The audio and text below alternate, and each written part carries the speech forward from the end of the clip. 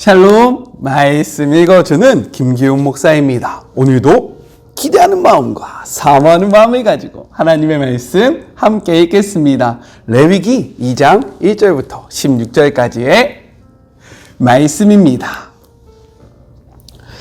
하나님에게 곡식 제물을 바칠 때는 고운 곡식 가루를 사용해야 한다. 그 가루에 기름을 붓고 향을 얹어 아론의 아들인 제사장에게 가져가거라. 그러면 제사장들 가운데 한 사람이 고운 곡식가루 한 움큼과 기름을 가져다가 향 전체와 함께 제단 위에서 기념물로 불살라야 한다.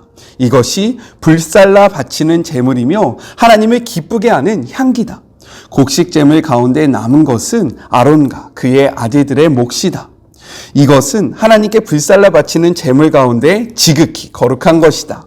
화덕에서 구운 빵으로 곡식 제물을 바칠 때는 고운 곡식 가루에 기름을 섞되 누룩을 넣지 말고 만든 빵이나 고운 곡식 가루에 누룩을 넣지 않고 기름을 얇게 발라 만든 과자를 바쳐야 한다. 철판에 구운 것으로 곡식 제물을 바칠 때는 고운 곡식 가루에 기름을 섞되 누룩을 넣지 않고 만든 것을 바쳐야 한다. 그것을 여러 조각으로 부수고 그 위에 기름을 부어라. 이것이 곡식 제물이다. 냄비에 넣어 튀긴 것으로 곡식 제물을 바칠 때에는 고운 곡식 가루에 기름을 섞어 만들어야 한다. 너희는 이와 같은 재료로 만든 곡식 제물을 가져다가 제사장에게 주어라. 제사장은 그 곡식 제물을 제단으로 가져가서 그 중에 기념할 조각을 떼어 제단 위에서 불살라야 한다. 이것이 불살라 바치는 제물이며 하나님을 기쁘게 하는 향기다. 곡식 제물 가운데 남은 것은 아론과 그의 아들들 몫이다. 이것은 하나님에게 바치는 제물 가운데 지극히 거룩한 것이다. 하나님에게 바치는 모든 곡식 제물에는 누룩을 넣어서는 안 된다.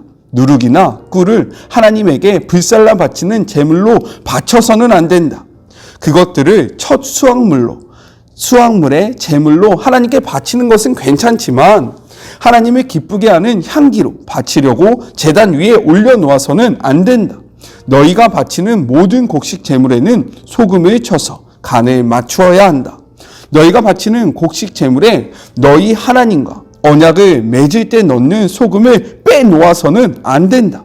너희가 바치는 모든 제물에 소금을 넣어라. 첫 수확물을 곡식 제물로 하나님께 바칠 때는 햇 곡식에 이삭을 볶아 찌은 것을 바쳐야 한다. 그 위에 기름을 붓고 향을 얹어라. 이것이 곡식 제물이다.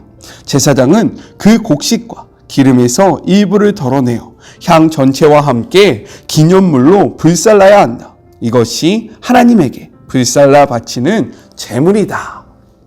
이것은 하나님의 말씀입니다. 오늘은 레위기 두 번째 시간인데요. 어저께 여러 가지 사정으로 인해서 레위기 말씀을 묵상하지 못했고 제가 올리는 영상을 보지 못한 분들은요. 제가 지금 링크를 좀 걸어 드릴게요. 이 영상을 먼저 보시고 오늘의 말씀을 묵상하시는 것을 추천합니다. 왜냐면요. 어저께는 레위기 첫 시간이기 때문에 레위기가 어떠한 배경 속에서 쓰여졌고 또한 이 레위기를 우리가 왜 묵상해야 하는지 앞으로 레위기 말씀을 어떠한 방향성을 가지고 묵상할 것인지에 대한 말씀을 나눴기 때문에 그 전반적인 내용을 먼저 듣고 이해하고 레위기의 말씀을 함께 묵상하면 더욱더 큰 은혜가 있지 않을까라는 생각이 되어집니다. 그렇기에 조금은 불편하시고 조금은 어려우시겠지만 힘드시겠지만 시간을 내셔서 어제의 말씀을 먼저 묵상하고 이 영상을 통해서 우리가 같은 방향성을 가지고 계속해서 레위기 말씀을 묵상했으면 좋겠습니다. 어제 1장에서는요, 동물을 예물로 드리는 번제에 대해서 이야기를 했고요. 그리고 오늘 2장은 소제에 대해서 소개를 하고 있습니다. 사실 어제의 말씀에서 번제에 대한 이야기는 하지 못했는데 6장에 또다시 번제에 대한 이야기가 나오니까 그때 번제에 대해서 더 자세히 나눠보도록 하겠습니다.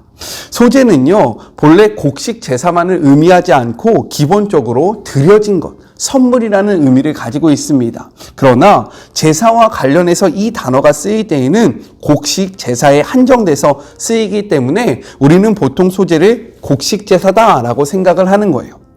소재의 예물이 될 수 있는 것은 오늘의 본문을 보면 세 가지인데, 먼저 첫 번째로는 1절부터 3절 익히지 않은 고운 가루, 그리고 4절부터 10절 익힌 음식, 세 번째로 14절부터 16절 첫 이삭이 바로 소재의 예물이 될 수 있습니다. 저는요, 이러한 소재의 제사를 통해서 세 가지를 함께 생각해 보았으면 좋겠어요. 먼저 첫 번째, 정성이 담긴 제사에 대해서 이야기를 하고 있습니다. 우리 1절 전반부의 말씀을 같이 한번 나눠볼까요? 누구든지 소재의 예물을 여호와께 드리려거든 고운 가루로 예물을 삼아 라고 기록이 되어 있어요. 소재는요, 자신이 수확한 산물을 드리는 예물이기 때문에 자신에게 주어진 모든 것이 하나님께로부터 왔음을 고백하는 제사다라고 생각해 볼 수 있습니다. 특별히 소재는요, 고운 가루를 예물로 삼아야 했습니다. 여기서 말하는 고운 가루란 곡식 알갱이를 곱게 갈아서 가루로 만든 것을 뜻합니다. 이는요, 무엇을 의미하냐? 소재를 준비하기 위해서 그만큼 정성스러운 준비 과정과 시간이 필요했다라는 것을 보여주고 있다는 거예요. 또한 이는요, 우리들의 자아를 완전히 깨트림을 나타내주고 있습니다. 즉, 하나님 앞에 높아졌던 우리들의 마음, 그리고 우리의 욕심, 시기와 질투, 교만과 정욕 등을 완전히 부서뜨리고 고운 가루와 같은 우리들의 삶을 하나님 앞에 내어드리는 제사가 바로 소재다라고 이야기하고 있는 거예요. 어떤 이들은요, 소재가 동물이 아니라 곡식이기 때문에 마치 동물을 드리는 다른 제사보다 급이 낮은 제사다라고 생각하는 분들이 있는 것 같습니다. 그러나 소재는요, 다른 제사에 비해 하등한 그러한 예배가 아니었다라는 거예요. 많은 준비 과정을 통해서 하나님의 사랑과 은혜를 깊이 묵상할 수 있었고요. 또한 자신들의 모습을 돌아볼 수 있는 매우 소중한 제사가 바로 소재였습니다. 이렇듯 모든 예배는요, 하나님 앞에 다 동일하다라는 거예요. 모든 예배 가운데서요, 하나님이 우리와 함께하고 계시고요, 하나님이 우리에게 은혜를 더하시기 때문입니다. 그래서요, 예수님은 말씀하셨어요. 두세 사람이 내 이름으로 모인 곳에 내가 너희와 함께한다. 이 말씀을 기억하시면서 우리가 드리는 모든 예배 가운데 하나님의 임재를 경험하시고 하나님의 그 은혜를 누리시는 주의 모든 자녀들이 되었으면 좋겠습니다. 더 큰 예배, 더 중요한 예배는 없다라는 거예요. 아셨죠? 둘째, 가난한 자들을 위한 예배, 제사에 대해서 이야기를 하고 있어요. 우리가 앞에서 이야기한 것과 같이 소재는요, 여러 가지 방식들이 있었다라는 거예요. 그 중에 1절 후반부의 기록을 보면요, 기름과 유향을 섞어드리는 소재가 있었습니다. 이러한 기름과 유향은 모든 소재에 사용된 것이 아니라 익히지 않은 고운 가루의 소재에만 쓰였어요. 보통 소재와 유향의 그러한 기름과 유향의 소재는요, 기쁨과 감사의 제사 때 사용되었습니다. 그렇다면 왜 모든 소재에 기름과 유향을 사용하지 않은 것일까?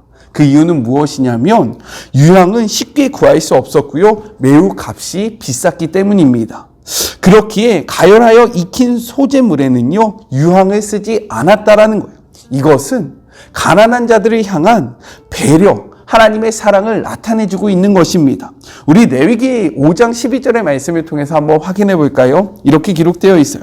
만일 그의 손이 산 비둘기 두 마리나 집 비둘기 두 마리에도 미치지 못하면 그의 범죄로 말미암아 고운 가루 10분의 1 에바를 예물로 가져다가 속죄 제물로 드리되 이는 속죄 제물인들 그 위에 기름을 붓지 말며 향유를 놓지 말고 라고 기록되어 있습니다.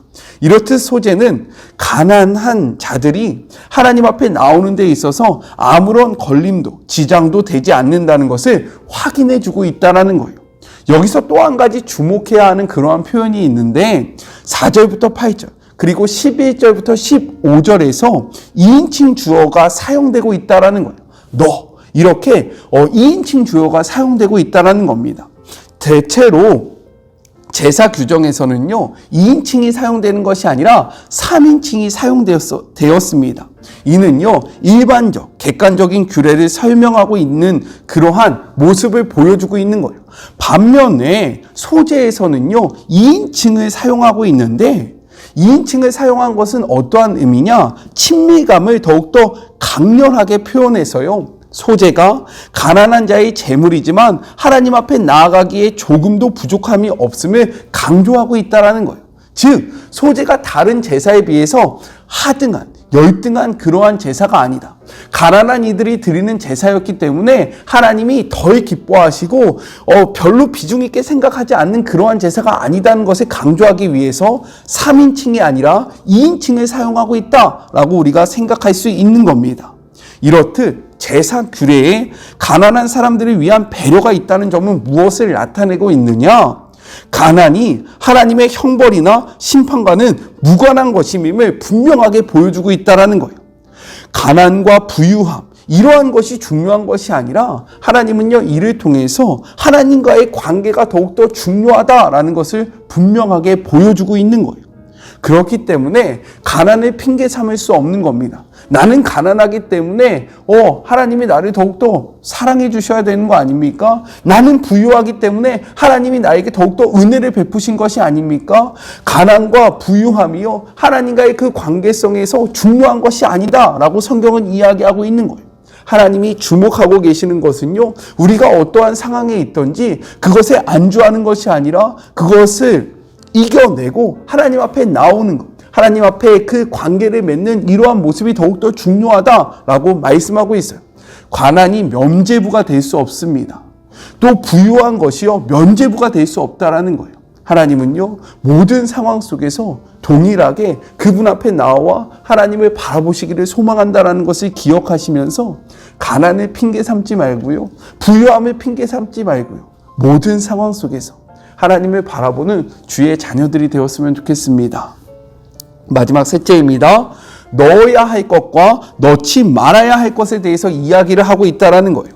먼저 넣지 말아야 할 것에 대해서는요, 성경이 이렇게 이야기합니다. 11절입니다. 너희가 여호와께 드리는 모든 소제물에는 누룩을 넣지 말지니 너희가 누룩이나 꿀을 여호와께 화제로 드려 사르지 못할지니라 라고 이야기합니다.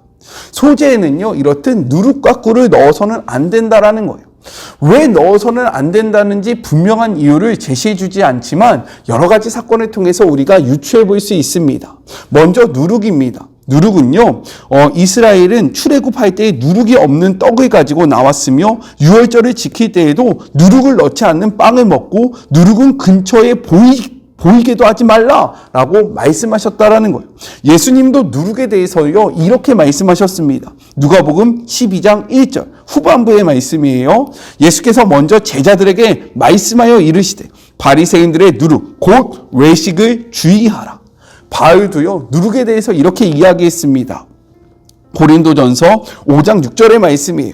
너희가 자랑하는 것이 옳지 아니하도다. 적은 누룩이 온 덩어리에 퍼지는 것을 알지 못하느냐라고 이야기하고 있습니다. 이렇듯 누룩은요, 발효작용을 하기 때문에 성경에서는요, 사물의 변질 혹은 부패를 상징하고 있다는 거예요. 다음은 꿀인데요, 많은 경우에 꿀은 이스라엘이 들어갈 그 가나안 땅의 풍요로움을 상징했습니다.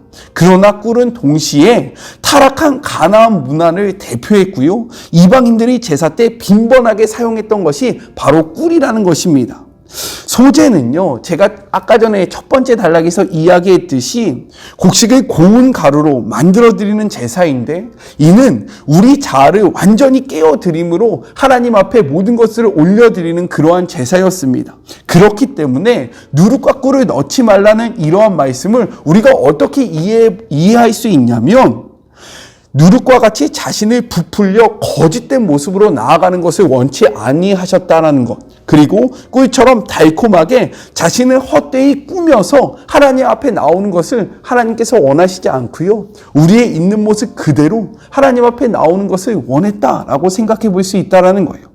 다음으로는요, 꼭 넣어야 할 것에 대해서 말씀을 하십니다. 우리 13절의 말씀을 같이 한번 나눠볼까요? 읽어볼까요? 내 모든 소제물에 소금을 치라. 내 하나님의 언약의 소금을 내 소제에 빼지 못할지니 내 모든 예물에 소금을 드릴지니라 라고 기록되어 있습니다. 성경에서 소금은요, 변하지 않은 정결함, 신실함을 상징하고 있어요. 그렇기에 이는 하나님을 향한 변하지 않는 마음, 그리고 예배를 드리는 이들을 향한 하나님의 신실하심을 나타내고 있는 겁니다. 그렇기 때문에 13절에는 무엇이라고 이야기했습니까? 하나님의 언약의 소금이다 라고 이야기하고 있는 거예요. 또한 성경은요, 소금을 이렇게 기록합니다. 마가복음 9장 50절의 말씀이에요. 소금은 좋은 것이로되 만일 소금이 그 맛을 잃으면 무엇으로 이를 짜게 하리요. 너희 속에 소금을 두고 서로 화목하라 하시니라 라고 기록되어 있습니다. 골로새서 4장 6절은요, 이렇게 이야기해요. 너희 말을 항상 은혜 가운데서 소금으로 맛을 냄과 같이 하라. 그리하면 각 사람에게 마땅히 대답할 것을 알리라 라고 기록되어 있습니다. 즉 소재의 예배가 예배로 그칠 것이 아니라 삶의 자리로 흘러가야 함을 나타내주고 있다는 거예요.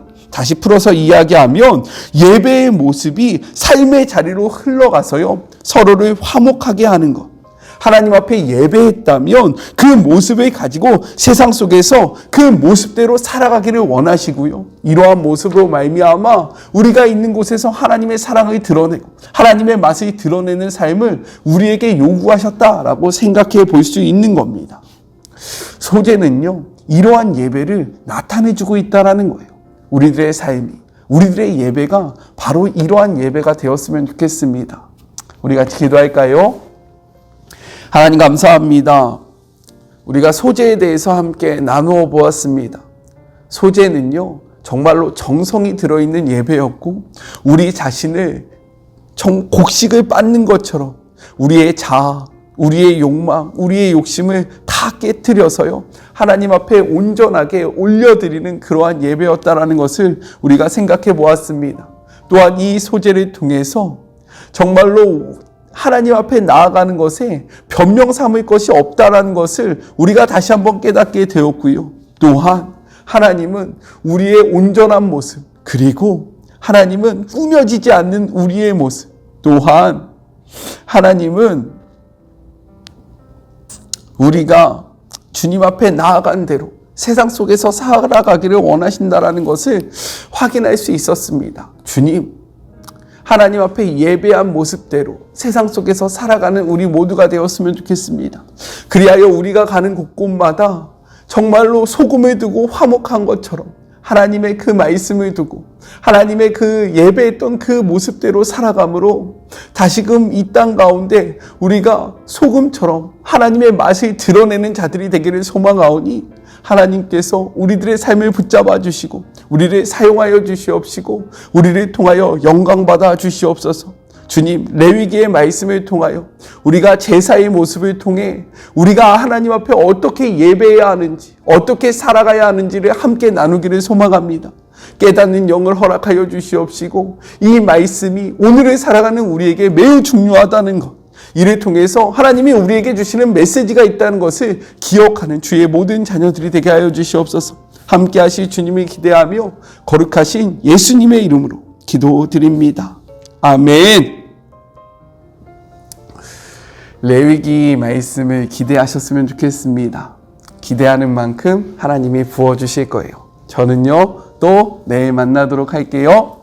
사랑하고 주님의 이름으로 축복하면서 오늘 하루도 힘내세요. 우리 내일 만나요. 안녕. 오늘도 수고하셨습니다.